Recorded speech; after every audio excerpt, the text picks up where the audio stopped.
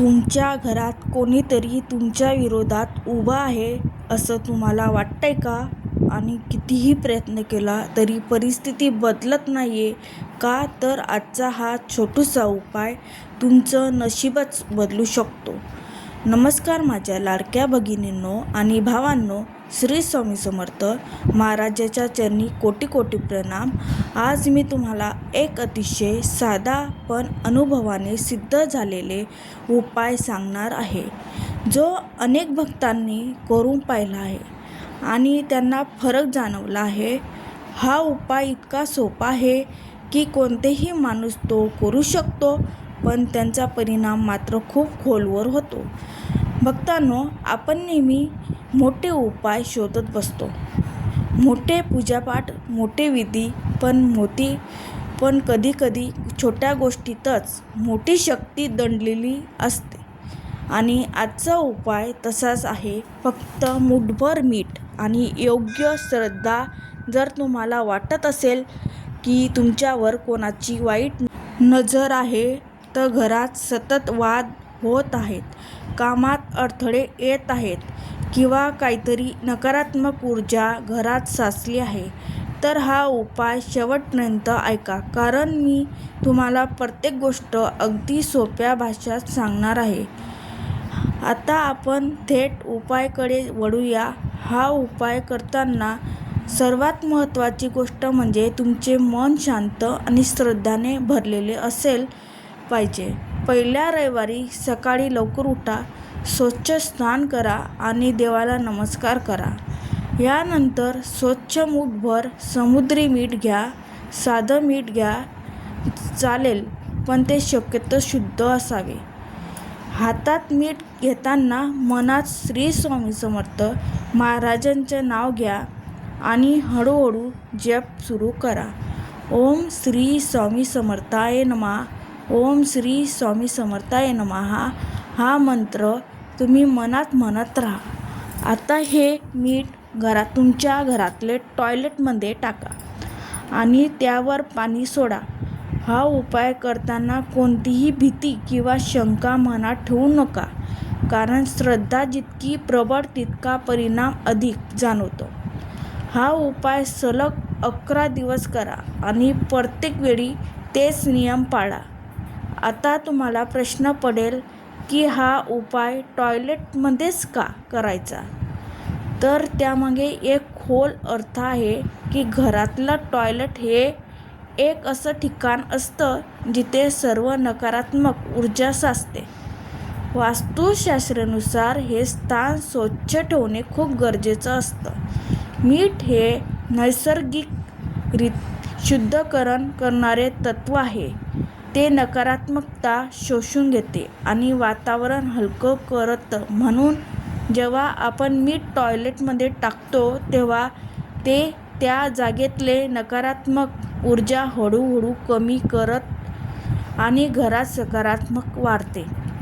भक्तांनो, आता थोडं मीठ शक्तीबद्दल समजून घेऊया. मीठ फक्त आपल्या जेवणात चव वाढवण्यासाठी नाही, तर त्यांच्यात एक वेगळीच ऊर्जा असते.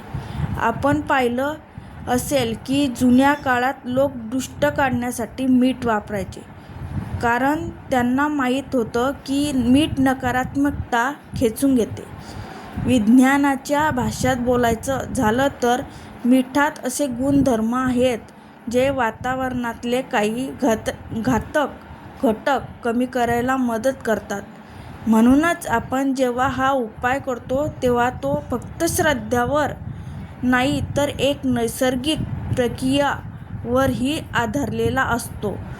आता आपण स्वामी समर्थ महाराजांच्या कृपेने गोष्ट समजून घेऊया.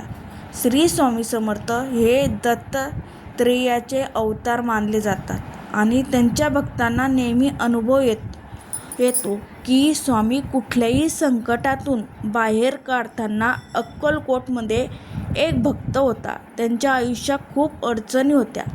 त्याचे शत्रू त्याला सतत त्रास देत होते. खूप निराश झालेला आणि शेवटी स्वामींच्या चरणी गेला. स्वामींनी त्याच्याकडे पाहिले आणि शांतपणे त्याला एक छोटूसा उपाय सांगितला. त्याने सांगितलेले की घरी जाऊन मीठ वापर आणि श्रद्धा ठेव. त्या भक्ताने स्वामीचे सांगणे मान्य केले आणि काही दिवसातच त्यांच्या आयुष्यात बदल दिसायला लागले. त्यांचे शत्रू शांत झाले आणि घरातली परिस्थिती सुधारली.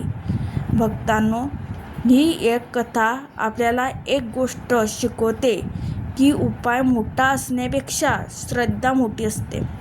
आणखी एक अनुभव सांगते की एका स्त्रीला तिच्या घरात सतत वाद होत होते. कोणतेही काम सुरळीत होत नव्हतं. तिने स्वामीचे जप सुरू केले आणि हा मिठाचा उपाय केला. काही दिवसातच घरातला ताण कमी झाला आणि वातावरण शांत झालं. ती स्वतः म्हणाली की तिला एक वेगळीच हलकाई जाणवली.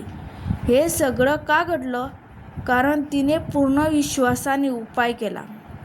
आणि आता काही महत्त्वाच्या गोष्टी लक्षात ठेवा. हा उपाय करताना नेहमी स्वच्छता ठेवा आणि मनात कुठलीही वाईट भावना ठेवू नका. कोणाचं वाईट व्हावं म्हणून हा उपाय करू नका. जर आपल्या घरात शांतता आणि सकारात्मकता यावी म्हणून करा. महिलांनो, हा उपाय करताना स्वतःची काळजी घ्यावी आणि शक्यतो सकाळच्या वेळेत करावा. जर तुम्हाला वाटत असेल की अडचणी खूप जास्त आहेत, तर जवळच्या दत्त मंदिरात जाऊन स्वामीचे दर्शन घ्या आणि प्रार्थना करा. या उपायाचा परिणाम अधिक चांगला मिळावा यासाठी काही अतिशय महत्त्वाच्या गोष्टी तुम्हाला सांगते. कारण अनेक वेळा आपण उपाय तर करतो, पण छोट्या छोट्या चुका करतो आणि मग अपेक्षित परिणाम दिसत नाही. म्हणून हा शेवटचा भाग खूप लक्ष देऊन ऐका. सर्वात पहिली चूक म्हणजे घाईघाईत उपाय करणे. भक्तांनो, हा उपाय करताना वेळ काढून शांतपणे करा. मनात घाई असेल तर तणाव असेल तर त्यावेळी उपाय करू नका. कारण त्या अवस्थेत केलेले उपाय पूर्ण परिणाम देत नाही. दुसरी महत्त्वाची गोष्ट म्हणजे मनातली भावना. हा उपाय कधीही कोणाच्या वाईटासाठी करू नका. शत्रू हरावा ही भावना ठेवताना देखील तुमच्या मनात द्वेष नसावा. फक्त तुमचे रक्षण व्हावे आणि घरात शांतता यावी अशी भावना ठेवा. कारण श्री स्वामी समर्थ नेहमी प्रेम आणि करुणेचा मार्ग दाखवतात. तिसरी चूक म्हणजे चुकीचं मीठ वापरणं. काही जण साधं पॅकेटमधलं मीठ घेतात, पण शक्य असेल तर समुद्री मीठ वापरा आणि ते स्वच्छ असावं. ओलसर किंवा घाणेरडं मीठ वापरू नका, कारण त्याने शुद्धतेवर परिणाम होतो. चौथी गोष्ट म्हणजे नियम पाळणे. हा उपाय 11 दिवस सांगितला आहे, तर तो पूर्ण 11 दिवस करा. मध्ये सोडू नका. 1 दिवस केलं आणि 2 दिवस विसरलात तर परिणाम कमी होतो. सातत्य खूप महत्त्वाचं आहे. 5वी चूक म्हणजे शंका ठेवणे. उपाय करताना मनात सतत विचार येतात. खरंच होईल की काही फायदा होईल की अशा शंका ठेवल्या तर ऊर्जा कमी होते. म्हणून जेव्हा हा उपाय करताना तेव्हा पूर्ण विश्वासाने करा. 6वी गोष्ट म्हणजे स्वच्छता. टॉयलेटमध्ये मीठ टाकताना ती जागा आधी स्वच्छ असावी. खूप घाण असेल आणि आपण तसंच मीठ टाकलं तर त्याचा योग्य परिणाम मिळत नाही. त्यामुळे स्वच्छता ही पहिली पायरी आहे. 7वी महत्त्वाची चूक म्हणजे वेळेचं पालन न करणे. शक्यतो सकाळी नंतरच हा उपाय करा. रात्री उशिरा किंवा खूप थकलेल्या अवस्थेत करू नका. सकाळच्या वेळी ही सर्वात सात्विक मानली जाते. 8वी गोष्ट म्हणजे मंत्र जप टाळणं. काही जण फक्त मीठ टाकतात पण मंत्र जपत नाही. भक्तांनो, मंत्रामुळेच त्या उपायाला शक्ती मिळते. त्यामुळे ओम श्री स्वामी समर्थाय नमः हा जप मनात तरी नक्की करा. 9वी चूक म्हणजे इतरांना दाखवण्यासाठी उपाय करणे. हा उपाय कोणाला दाखवण्यासाठी किंवा दिखावा म्हणून करू नका. हा पूर्णपणे तुमच्या श्रद्धाने आणि स्वामीच्या कृपाने भाग आहे. त्यामुळे तो मनापासून ऐकतात करा. आणि 10वी गोष्ट म्हणजे नकारात्मक बोलणी. हे उपाय केल्यानं लगेच आपण म्हणतो काहीच फरक पडत नाही असे बोलू नका. शब्दामध्ये ऊर्जा असते. त्यामुळे सकारात्मक बोला आणि थोडा वेळ द्या. 11वी महत्त्वाची सूचना म्हणजे संयम ठेवणे. हा उपाय केल्यावर लगेच चमत्कार होईल अशी अपेक्षा ठेवू नका. काही वेळा परिणाम हळूहळू दिसतात, पण ते टिकाऊ असतात.